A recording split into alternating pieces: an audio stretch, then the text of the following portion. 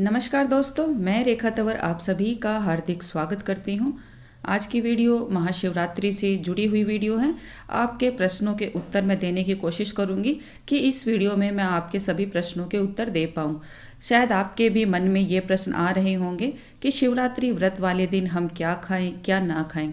शिवरात्रि के दिन हम 4 पहर की पूजा अपने घर पर करें या मंदिर में करें। शिवरात्रि के दिन ऐसे कौन से कार्य हैं जो हमें नहीं करने चाहिए, और शीघ्र विवाह के लिए हम पूजा किस प्रकार से करें, विद्या प्राप्ति के लिए हम शिवलिंग पर क्या चढ़ाएं, पुत्र प्राप्ति के लिए हम क्या करें। ऐसे ही काफ़ी प्रश्न हैं जो मैंने इस वीडियो में आपके लिए हैं, और उम्मीद ही नहीं पूर्ण विश्वास है कि यह जानकारी आपको बहुत पसंद आएगी। अगर पसंद आए तो मेरी वीडियो को अपने फ्रेंड सर्कल में ज़्यादा से ज़्यादा शेयर अवश्य कर दें। अगर आप मेरी वीडियो पर, मेरे चैनल पर आज पहली बार विजिट कर रहे हैं तो मेरा आप सबसे अनुरोध है कि कृपया करके मेरी वीडियो को लाइक और मेरे चैनल को सब्सक्राइब आप अवश्य कर लें।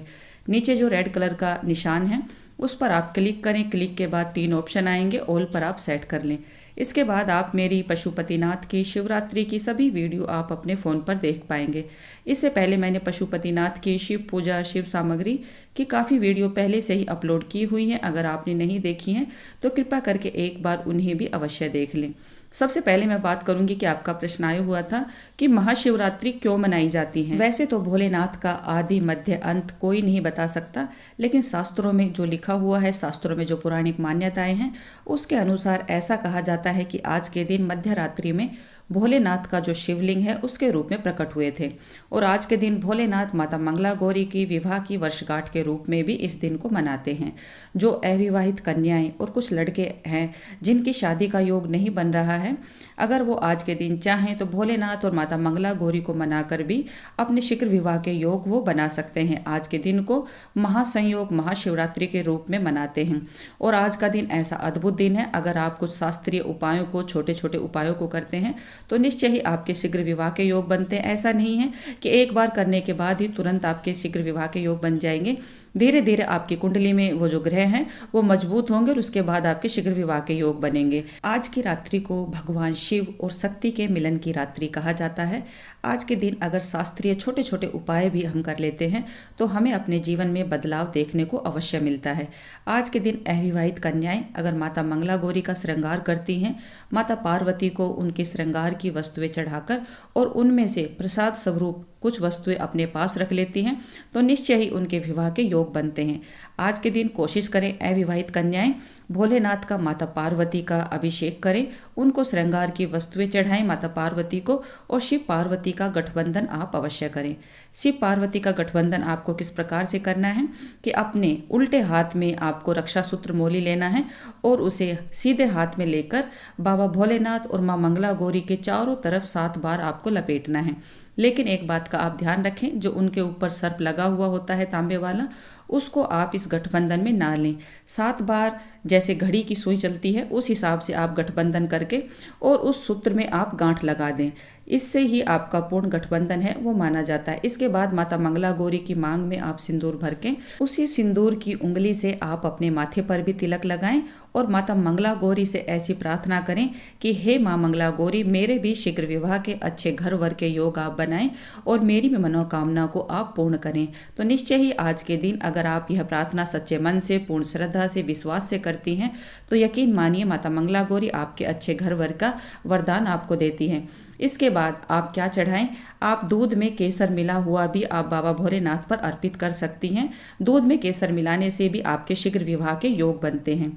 इसके अलावा आप जब भी पूजा करें तो कुछ निषेध वस्तुएं हैं उनका आप पूजन में प्रयोग ना करें, जैसे केतकी, केवड़े के फूल हैं, सिंदूर, हल्दी, रोली, कुमकुम, तांबे के पात्र में रखा हुआ पंचामृत, टूटा तिड़का हुआ बेलपत्र और इसी प्रकार से किसी भी प्रकार का टूटा हुआ अक्षत, ये सभी चीज़ें आप भोलेनाथ की पूजा में अर्पित ना करें। इसके अलावा आप भोलेनाथ की 4 पहर की पूजा अपने घर पर करें या मंदिर में। ये भी आपका प्रश्न आया हुआ था कि 4 पहर कब पूजा होती है। तो देखिए 4 पहर में सुबह की एक समय की पूजा, दोपहर के समय की पूजा जो 12 और 1 बजे के बीच होती है, और शाम की प्रदोष काल की पूजा जब सूर्य अस्त होता है, सूर्य अस्त से 1 घंटा पहले और 1 घंटा बाद, और जो मध्य रात्रि होती है उसे चौथा पहर बोला जाता है। आप चाहें तो इस चारों पहर की पूजा को अपने घर के मंदिर में भी कर सकते हैं, या फिर आप अपने घर के आसपास जो शिवालय हो वहाँ पर भी आप इस पूजा को संपन्न कर सकते हैं। या फिर आप ऐसा कर लें कि सुबह के समय आप जलाभिषेक रुद्राभिषेक मंदिर में जाकर कराएं और शाम के समय कोशिश करें कि प्रदोष काल के समय भी आप जलाभिषेक अवश्य करें, क्योंकि प्रदोष काल की पूजा ही भोलेनाथ की पूजा में सर्वश्रेष्ठ पूजा मानी जाती है। इसके अलावा आप दोपहर और मध्य रात्रि की जो पूजा होती है वो आप अपने घर के मंदिर में या अपने घर पर भी कर सकते हैं। वो पूजा आप किस प्रकार से करेंगे कि जो पहर होता है उस समय पर आप भोलेनाथ के किसी भी मंत्र का आप जाप करें। भोलेनाथ की शिव चालीसा, शिव स्तोत्र, शिव तांडव, शिव स्तुति, शिव स्तोत्र, ऐसे शिवरात्रि की कथा, काफ़ी ऐसी चीज़ें हैं जो महाशिवरात्रि के दिन इन चीज़ों को स्मरण करना, सुनना, एक दूसरे को सुनाना अधिक पुण्य का कार्य करती हैं। तो इनमें से आपको जो भी आता है उस अनुसार आप अपनी भक्ति को, पूजा को संपन्न कर सकते हैं। इसके अलावा आपका प्रश्न था कि अविवाहित लड़के हैं वो आज के दिन क्या करें। अविवाहित लड़के भी माता मंगला गौरी और भोलेनाथ का गठबंधन कर सकते हैं। ऐसा नहीं है कि इस गठबंधन को लड़कियां ही कर सकती हैं, ये दोनों के लिए होता है कि आप दोनों ही अपने शीघ्र विवाह के योग बना सकते हैं। और महासंयोग महाशिवरात्रि का दिन है तो आप ऐसा अवश्य करें। जो अविवाहित लड़के हैं वो आज के दिन बेला के फूल यदि शिवलिंग पर अर्पित करते हैं तो भोलेनाथ उनको सुंदर, सुशील, सर्वगुण संपन्न पत्नी का आशीर्वाद देते हैं। आपको सर्वगुण संपन्न पत्नी आपको मिलने के योग बनते हैं, तो ऐसा आप अवश्य करें। इसके साथ ही आपका यह प्रश्न भी था कि हमने व्रत किया हुआ है, क्या इस व्रत में हम अन्न और नमक का सेवन कर सकते हैं या नहीं। तो देखिए, भोलेनाथ का कोई भी व्रत हो, अगर आप मीठा रखते हैं तो वो सबसे उत्तम है। इसके अलावा आपका शरीर साथ नहीं देता है, आपका स्वास्थ्य कमजोर है, तो आप एक समय अन्न का सेवन भी कर सकते हैं। शाम की जो प्रदोष काल की पूजा है उसके बाद आप अन्न का सेवन करके आप अपने व्रत को पूर्ण कर सकते हैं। भोलेनाथ का यह व्रत 3 पहर तक ही किया जाता है। इसके अलावा आप काफ़ी कमज़ोर हैं, आपका बीपी लो रहता है या फिर आपकी तबीयत खराब होती है, आप बिना नमक के व्रत कर ही नहीं सकते, तो ऐसे में मैं आपको यही सलाह दूंगी कि ना करने से अच्छा होता है कि कुछ करना। तो आप सेंधा नमक और काली मिर्च का प्रयोग करके कोई भी व्यंजन बनाकर आप अपने व्रत को पूर्ण कर सकते हैं। लेकिन आप व्रत का जो भी व्यंजन बनाते हैं उसमें आप सरसों के तेल का और हल्दी का प्रयोग ना करें।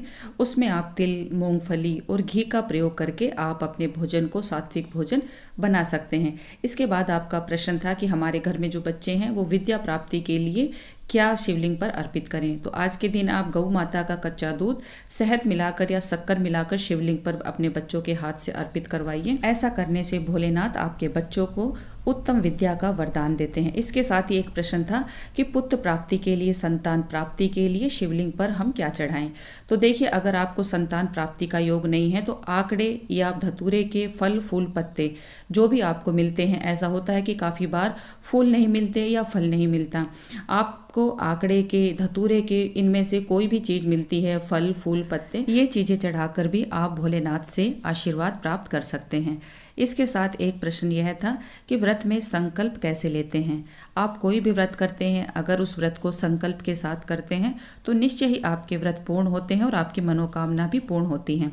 आपको संकल्प कैसे लेना है। संकल्प लेते समय आपको धरती पर आसन बिछाकर बैठना है। उसके साथ ही आपको सीधे हाथ में थोड़ा सा जल, अक्षत, पुष्प, इनमें से कोई भी एक चीज़ आप अपने हाथ में रख लें और उसके बाद आप अपना नाम बोल लें, अपना गोत्र बोलें, अपने पिताजी का नाम बोलें और अपना संकल्प लें कि मैं 5 व्रत का या 108 व्रत का, जितने भी आप व्रत करना चाहते हैं, इतने व्रत करूँगा। हे भोलेनाथ, आप मेरी मनोकामना को पूर्ण करें और मुझे ऐसी शक्ति प्रदान करें कि जिससे मैं आपका व्रत पूर्ण श्रद्धा विश्वास से कर पाऊँ। ऐसा बोलने के बाद आप ये अक्षत, फूल और जल जमीन पर गिरा दें। अगर आप धन, वैभव, लक्ष्मी जी की प्राप्ति चाहते हैं तो आज के दिन भोलेनाथ पर अक्षत, लेकिन अक्षत खंडित ना हो, अच्छे से आप उन्हें चेक कर लें। अक्षत टूटे हुए, तिड़के या कीड़े लगे हुए भी नहीं होने चाहिए।